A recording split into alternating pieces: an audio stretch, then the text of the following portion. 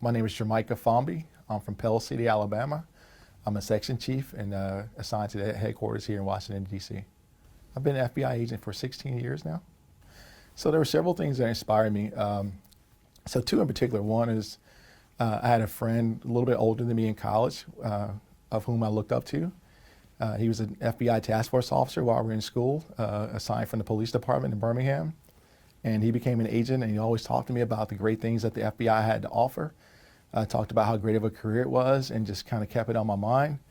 And I always had, because I was in the Army, I had a sense of service. And the things that really stood out to me the most was that same sense of service that I felt while serving in the Army, or the same things he was describing to me about being an FBI member, but also with a little bit more excitement, a little bit more of a fluidity and opportunities to go and do a lot of different things. And so it was very interesting to me, so I started my journey. If I were not an agent, I would probably still be in the Army. As I stated before, I've always believed in giving back to the nation, which I think is very great and does a lot for us. So I would have had a commitment of staying there and soldiering on for a career. To personally prepare for the challenge of becoming an agent, I focus on exactly what is it that the FBI did and what are the things that the FBI brings to the table. So when I go into the academy, there's a lot of physical activity, a lot of tactics, a lot of firearms training and so forth. Those are things I had in my background already coming from being in the Army.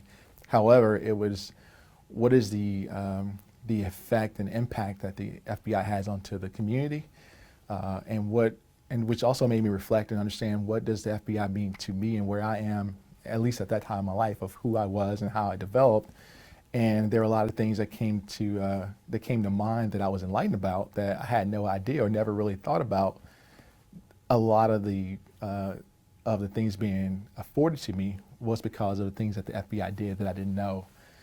And so that is sort of how I mentally prepared, and also became a little bit more motivated to proceed in that journey. I think the most rewarding part of the job is simply being an FBI agent. It's something that I never take for granted. However, citizens, especially when they find out that I'm an FBI agent, they remind me of how special the position is. And when I hear of what they think about and their expectations, their feel and their interest in what it is that that I do or my counterparts do, I am my feeling of pride is renewed daily. And there's nothing that, no matter what I actually do every day, there's nothing that takes that away, because I am a member of what people recognize and I've come to know as a very elite organization. So I've learned several lessons about myself since becoming an agent. I think my ability to be flexible in my skill set. A lot of times when we go into a job or a field, you think about you're set to do one thing, and that's what you become good at. With the FBI, what it's shown me is that I can be good at a lot of things, and I can be good at something one day, and tomorrow I'm going to learn, or they're going to bring out the skills in me that hey, you're great at this as well. So the flexibility and adaptability, which are leadership attributes that we have, I've learned that I can do that and also continue to do it and evolve. So not just with time, but as the world changes, so do my skills. The myths that aren't true is one is that the FBI, whether it is the institution or the facilities, is that they're a mystery. Right? I think that the FBI is involved with so much of our lives and our worlds historically, from the prohibition and the early days of our current modern society, to the transitions of the civil rights movement, to the world changing with counterterrorism. That the FBI is always there and involved, and even though it may be an unknown, it's not a mystery because we're there and we're present. And I think that is one of the most unique things that is mythical, but that doesn't exist. Right? The FBI is there and on your side. So I think a myth about being a black agent is that they don't exist. And I also had that impression as well, because just by chance I had never known a black FBI agent. unlike many, I didn't ever watch it on TV, FBI shows on TV before. But they're the FBI, the black population of the FBI agent, although there are a lot of pushes to improve and increase our numbers, and though they're low, that we still exist, and with that comes impact. A dream location to serve in the FBI, for me personally, would be going back home to Alabama and to the Birmingham area. I think again, I've learned over time that the FBI has been very influential in a lot of things that changed the times, including the civil rights movement, and that was what many consider the heart of the civil rights movement. And so to be able to go back as a black FBI agent and show that, hey, I am who I am and where I am in my career and what I can do for the community because of what the FBI historically did for me and others like me. I think that is poetic justice, and that is something that would be a dream job for me. If I could talk to the black youth of America today and encourage them about becoming an FBI agent, what I would tell them, one, is follow your dreams. Go and look for opportunities that take you beyond the things those dreams that you have, because the FBI does that. Imagine what is making a difference and a change will be to you. And then know that that's what the FBI will provide for you. Every day an opportunity to do something different, to make a change, to have impact, and to positively affect your community. And the things that I would do is tell them not to let anyone detract them from that dream. So those myths of either there's not opportunity there or there are no black agents that are there, you push those aside and go for your goals, go for your dreams. And that includes not letting any of those obstacles get in your way that would stop you, the things that would be the negative peer pressures, the things that would slow you down from pursuing your dream. And just know that you can be there and you should be there. The things that I would think would encourage or inspire other African American citizens to become agents would be just knowing that being an agent in the FBI gives you an opportunity to play a part, play a role in shaping and reshaping what America is and what their dream of America should be.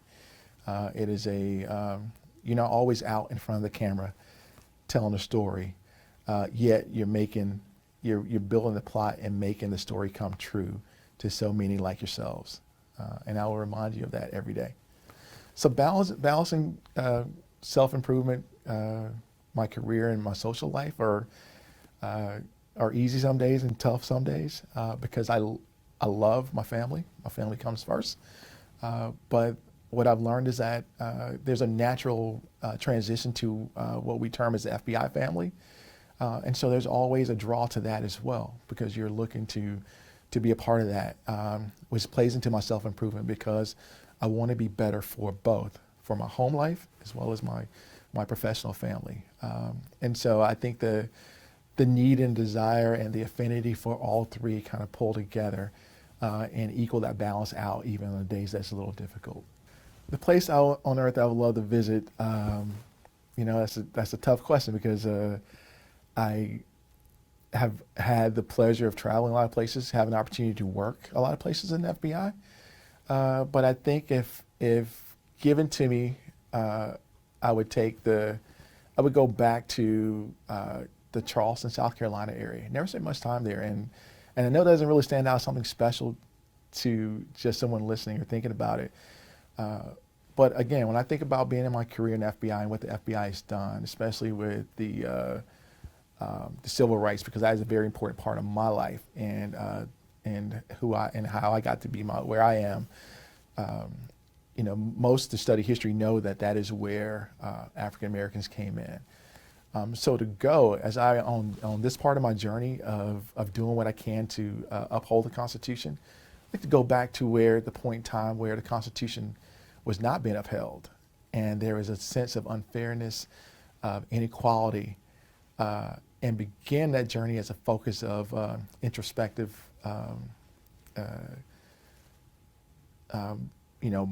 mind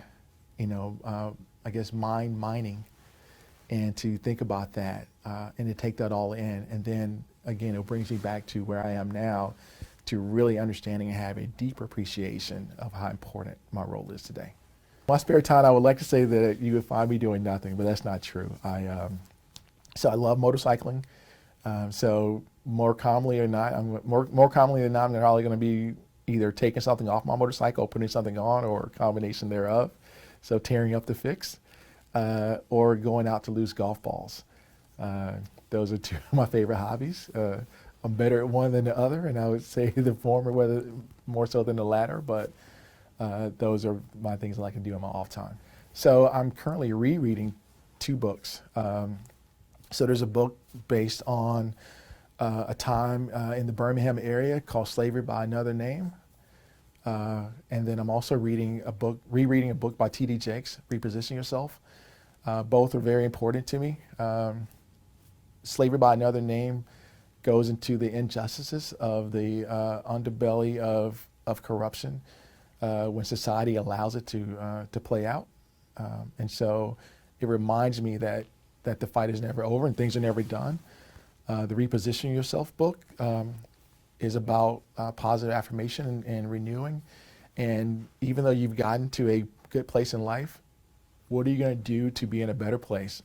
And I want to go back and learn some lessons and continue to grow. So my musical playlist is probably far different than most people would expect of me. I'm a big fan of Migos. I'm a big fan of old school West Coast rap, such as with Ice Cube and Dr. Dre, but also love listening to Anthony Hamilton. I like to go back to Donny Hathaway, Sam Cooke. So it is just all based upon a mood. So my old school is where it reminds me of my days of my grandmother, getting me right, and as we're getting ready for our day, but also just an adventure in poetic changes with the new age of hip hop, because it's artistic. So the quote that I would use that would encourage other agents to remain encouraged goes back to a speech from Dr. Martin Luther King Jr. So in Memphis, right before Dr. King was killed, he gave what people call his prophetic speech, speaking to the sanitation workers. He begins by saying, if I lived in China or Russia or any other totalitarian nation, I can understand these injustices because they haven't committed themselves to that over there, speaking about the value of the Constitution. But then he goes on in that speech to talk about, wanting to live a long life because longevity has its place. But he only wants to do God's will. And what he considered God's will was the fight for right, which he spoke of in the beginning of the quote, right? For the right to freedom of speech and freedom of the press. And I think about the courage that it took to say those words, because you're writing those words, you're knowing that, to say that you want to live a long life, longevity has its place, means that you understand that there's dangers in the things that you do, but you're doing it for a cause. Different fight, but as an FBI agent, the reality of it is we carry a gun. When we're going out to dangerous areas, we put on a vest and other protection, and we take precautions to plan to make sure that things are safe. But even with those plans, there's always a risk that you do, but you do it for a cause. You do it for a cause to know that there's something that you're protecting, principles, beliefs, which is what this country is founded upon. So I would encourage them to know and understand those words, understand the feelings about those words and where those words play into who we are and where we are today. And I think that would encourage them to continue on understanding that there are those that are like Dr. King, there are those that are like us who are different, that make a sacrifice along with their families, that make a sacrifice to keep the foundation of the nation strong and going. So a quote that I would do for that is, so I don't know the author, but, and this was repeated to me a lot growing up, and it was, and I'll paraphrase it, but the quote that I would use paraphrase is that, if you don't stand for something, you'll fall for anything. And that is what I would say say to our citizens in this time, that, you know, you stay vigilant on what your beliefs are, on what you want for success for yourself, success for your family, and stand by that, even when it's not popular, even when it's not something that seems to be the trend of the day, because the truth exists whether you tell it or not, and if you stand by the truth and stand by your principles with your guiding truth, then in the end, that same truth will prevail. And that's what I would say to my fellow citizens, to remain encouraged, to stay strong, and always know that everything will be okay. I think that it was very important for the FBI to celebrate the 100 year of the African American Special Agent. It was because that is a significant thing. There was, even though we're celebrating 100 years, there was a point that there were no years, that there was a point that something didn't exist. And along the time somewhere there came a change. We know from our society that change is one of the most difficult things that we have. And especially when it's rapid change. But change brings, in order to not do the same thing you've always done, you must do something different. And so to be more in tune and aligned with society and diversity of thought and the experiences to better enhance and serve the people, the FBI 100 years ago made a change to bring African American agents. And so it is monumental because I'm sure it was not easy for the decision makers who started that to bring that on, because it was different. And I also think it was even more so challenging for the first and second and third of those individuals to come and be a part of this organization, which there were no others like them. So I think that is bravery on two parts: bravery on the leadership, bravery on those who were willing to come out, and be the first to do that, be the pioneers of sorts. So I think it is something that needs to be paid attention to. So I'm very glad that the FBI is celebrating it. It's near and dear to my heart, and it's caused me to also reflect and be appreciative, because I've taken time to step and think about what it must have felt like for them. And so I'm very glad that we are now marking this 100 years. I would say thank you.